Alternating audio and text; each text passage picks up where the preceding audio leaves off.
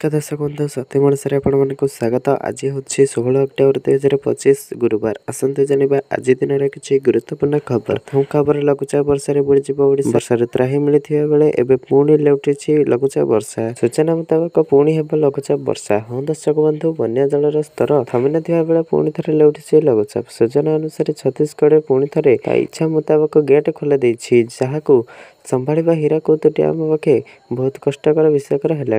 एणुक हीराकुद तार 4टी गेट खोली देछि जहाँफल महानदी जलस्तर बढ़ा लगी। तलिया अंचल बास कर लोक घर द्वार अटकी बन्या पानी सेठाकर लोक गमनागमन कर असंभव हो जाए। अपरपक्ष छत्तीसगढ़ ओडिशा को डुबाइबार लगी तेणु से बिना सूचना गेट को खोली देछि। हीराकुद डैम पानी को अटकाई रखा सीमा बाहर। एणु आज 4टी गेट खोली जहाँफल अनेक स्थान मानक बन्या जल जमी। सेपटे भुवनेश्वर परिस्थिति अति दयनीय।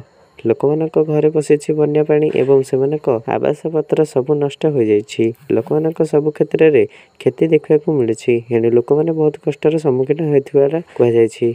एपरी परिस्थिति थिबा बेले पुणी थे हेब लघुचाप। जदि पुणी लघुचाप हुए तेज भुवनेश्वर हेब कौन। अपरपक्ष छत्तीसगढ़ मनमुखी गेट खोलिबा ओडिशावासी घेरी बन्यार वातावरण।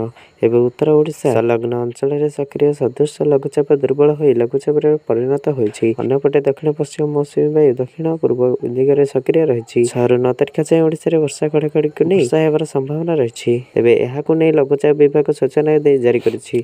लघुचाप जदि हुए तेबे ओडिशा को बुड़ाइबार संभावना रही। लोक मैंने नहीं भयभीत। परवर्ती खबर राशन कार्डधारी आसला खुशी खबर। मुख्यमंत्री मोहर को अपेक्षा। राशन कार्डधारी आसला बड़ खबर। आग को मुंड पिछा अधिक 5 किलो लेखे चाउल देवे सरकार। अन्यपटे ईक्यूएसी करनथिले आसंता मासरू हिताधिकारी मैंने चाउल पाइपर बोली मंत्री कहते जहां नहीं कटाक्षा करिछि बीजेडी। राशन कार्डधारी बड़ निष्पत्ति नेबाकू जाउछंती सरकार। आग को मुंड पिछा 5 किलो नुहे बरम 10 किलो लेखे चाउल दिज्व। एवं मिलुवा 5 किलो चाउल मास पर्याप्त होना।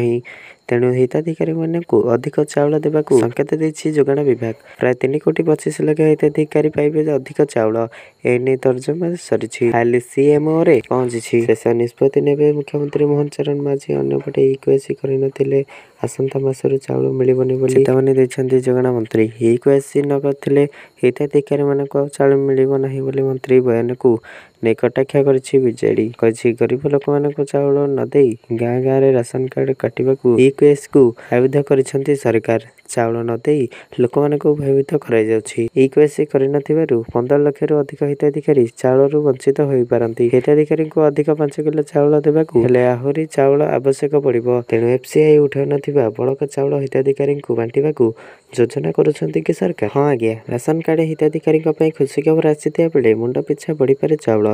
आगुरी राशन कार्डधारी को 5 किलो लेखे चाउल मिलुଥିଲା हेले एबे सरकार अधिक चाउल देबाकू चिंता करथिबार जଣା पड़िछि। हिताधिकारी को 5 किलो चाउल पर्याप्त हेनथिबा जानि सरकार परिमाण रे परिवर्तन आनिबाकू चिंता करिसंती। या पर जोगाण मंत्री कृष्णचंद्र पात्र प्रतिक्रिया देई कहछंती जे 5 किलो जगह रे अधिक 5 किलो चाउल देबाकू चिंता करछंती सरकार। राशन कार्ड रे थिबा प्राय 3,25,00,000 हिताधिकारी सरकार 10 किलो चाउल देबाकू चिंता करुछंती। खुद शीघ्र मुख्यमंत्री मोहन चरण माझी यह उपर निष्पत्ति नेबे।